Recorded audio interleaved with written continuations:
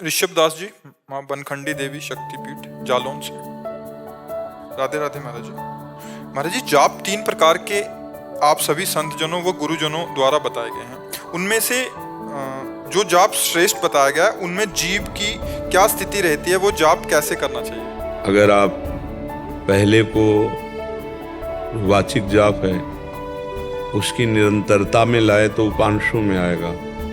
उपांशु में जिह्वा का अग्रभाग तालू के ऊपर के दांत के जबड़े पे होती है, जिह्वा का अग्रभाग ऐसे होता है। फिर यही स्थिति शांत हो जाती है, स्थिति यही रहती है। अब वो सामने मंत्र होता है और उसी का अंदर से सुनना होता है, उसी का देखना होता है, लेकिन कोई हलचल नहीं होती। जैसे अभी आप देख रहे हैं,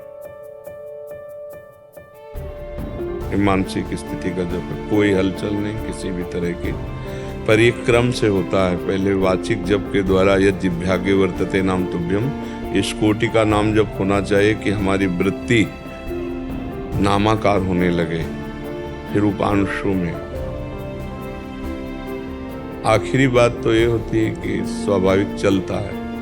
फिर मानसिक जब मैं कर रहा हूं, ये भी बात खत्म हो जाती है। वैखरी, मध्यमा, पश्यंती और परा, 4 वाणियां हैं। 3 प्रकार का जप तो करने में है, और जो चौथा जप है परावाणी का, वो होने में होता है। वो स्वयं होता है, रोम रोम रग रग भगवदानंद से प्रफुल्लित नाम चल रहा है। अभ्यास योग युक्तेन चेतसा नान्यगामिना, हम अब ऐसा अभ्यास करें कि हमारा चित्त ना जाए।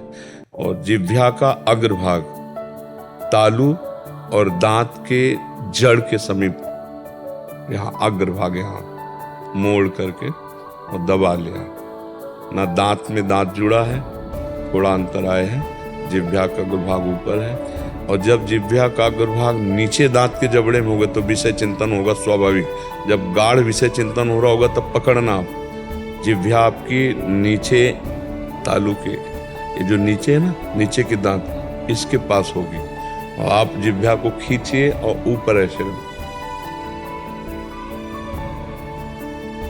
आपको बोलने की इच्छा नहीं होगी।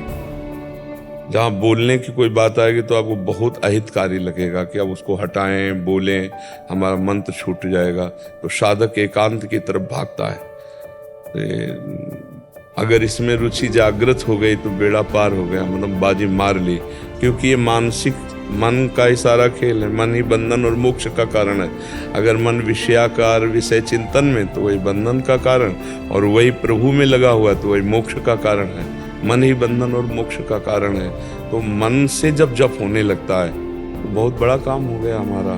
फिर उठते बैठते चलते फिरते छाया रहता है। क्योंकि एक बार स्वाद मिल जाए ना, ये मन तो इतना स्वादु है कि ये तो जहरीली वस्तुएं भी खाने में, अब जैसे उसको स्वाद तम्बाकू का मिल जाए तो छोड़ना बड़ा कठिन उसको हो जाएगा।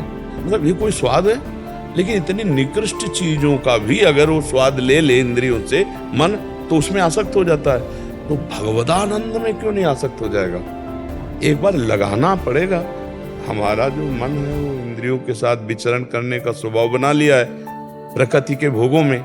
एक बार इसे लौटाना पड़ेगा परमात्मा की तरफ। और जब इसे स्वाद मिल जाए तो घटिया चीजों को नहीं छोड़ता तो भगवान को कैसे छोड़ देगा? सावई मना कृष्ण पदारविंद। एक बार लगा दो, केवल एक बार लगा दो, फिर तो थोड़ा भी विक्षेप बर्दाश्त नहीं होगा। भक्ति का स्वरूप क्या है?